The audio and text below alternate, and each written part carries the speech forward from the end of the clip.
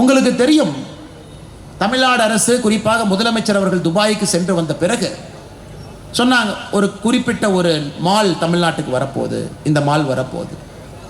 அதற்கு முதலாக பாரதிய ஜனதா கட்சி சார்பாக நாங்கள் ஒரு வார்த்தையை சொன்னோம். அந்த மால் புதிதாக வந்து தமிழகத்தில் இல்லாத ஒரு இடத்துல ஒரு மாலை விலைக்கு வாங்கிட்டீங்க, மால் கட்டுறீங்க, அது வேற. அது இருக்கிற மாலை பேரை மாற்றிட்டீங்க. ஆனால் புதிதாக அனுமதி எடுத்து அந்த மாலை கொண்டு வந்து தமிழ்நாட்டில் கட்டுனீங்க அப்படின்னா செங்கலை பேர்த்து எடுத்து வீசி விடுவோம் என்று சொன்னோம். காரணம் என்னன்னாங்க, இங்க இருக்கக்கூடிய அண்ணாட்சிகள் நன்றாக இருக்க வேண்டும் என்கின்ற ஒரே ஒரு காரணத்திற்காக மட்டும்தான், ஒரே ஒரு காரணம். அதனால்தான் இந்த முறை பாரதிய ஜனதா கட்சி டெல்லியில் சாந்தினி சவுக், குறிப்பாக டெல்லியினுடைய பாராளுமன்ற இதில் பார்த்தீங்கன்னா இந்த ஃபெடரேஷன் ஆஃப் பிஸ்னஸ் பீப்புள், தமிழ்நாட்டில் நம்முடைய கூட்டமைப்பு சங்கம் என்று சொல்லுகின்றோம், வியாபாரிகள் கூட்டமைப்பு சங்கம், அதனுடைய அகில இந்திய தலைவராக இருப்பவருக்கு பாரதிய ஜனதா கட்சி தேர்தலில் சீட்டு கொடுத்து டெல்லியிலிருந்து பாராளுமன்ற உறுப்பினராக அழகு பார்த்து இன்னைக்கு பாராளுமன்றத்தில் இருக்காங்க. ஏனென்றால் வியாபாரிகளுடைய பிரச்சனையை பாராளுமன்றத்திலே ஒருவர் பேச வேண்டும்.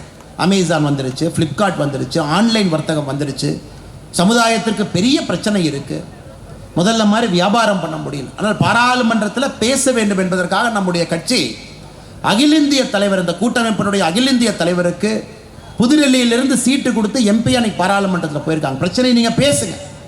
குறிப்பாக இந்த ஆன்லைன் ஜெயின்ஸ், மிகப்பெரிய முதலைகள் எல்லாம் வந்து சின்ன சின்ன கடைகள் வைத்திருக்கக்கூடியவர்களை நசுக்க பார்த்தால் அதற்கான சட்டத்தை மத்திய அரசு என்ன கொண்டு வர வேண்டும் என்பதை உறுதியாக நீங்கள் இருங்கள் என்பதற்காக நம்ம சீட்டை கொடுத்துருக்கிறோம். அதற்குத்தான் பாரதிய ஜனதா கட்சி உறுதியாக நாங்கள் குரல் கொடுத்தோம். அதை செய்யாய்.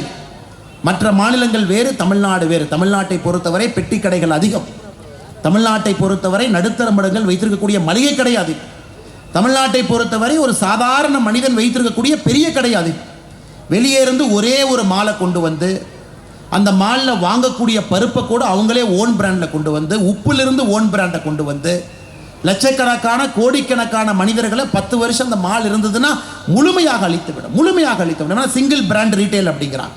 அதனால் பாரதிய ஜனதா கட்சியினுடைய எதிர்ப்பு தொடர்ந்து இருக்கும். இல்லை, இந்த மால் பாரதிய ஜனதா கட்சி ஆளுகின்ற மாநிலத்தில் இருந்தாலும் அதை எதிர்ப்போம், அதில் எந்த மாற்று கருத்தும் கிடையாது. பாரதிய ஜனதா கட்சி ஆளுகின்ற மாநிலத்தில் இந்த மாலுக்கு அனுமதி இருந்தாலும் கூட தமிழ்நாட்டில் அதை எதிர்க்கத்தான் போகின்றோம், எந்த மாற்று கருத்தும் இல்லை. காரணம், இது வித்தியாசமான நம்முடைய மாநிலம். குறிப்பாக ஒருவரும் உழைத்து பெட்டி கடையிலிருந்து உழைத்து மேலே வந்து கொண்டிருக்கின்றார்கள். பெரிய பெரிய வர்த்தக நிறுவனங்கள் வரும் பொழுது, சிங்கிள் பிராண்ட் ரீட்டைல் வரும் பொழுது இது முழுமையாக அழிந்துவிடும் என்பதிலே நாங்கள் தெளிவாக இருக்கின்றோம். அதனால் எங்களுடைய விரோதம் நிச்சயமாக அதில் இருக்கும். நாங்கள் சொல்லியதிலிருந்து பின்னே செல்ல மாட்டோம் என்பதையும் கூட மறுபடியும் இந்த மேடையில் நான் உங்களுக்கு ஞாபகப்படுத்த விரும்புகின்றேன்.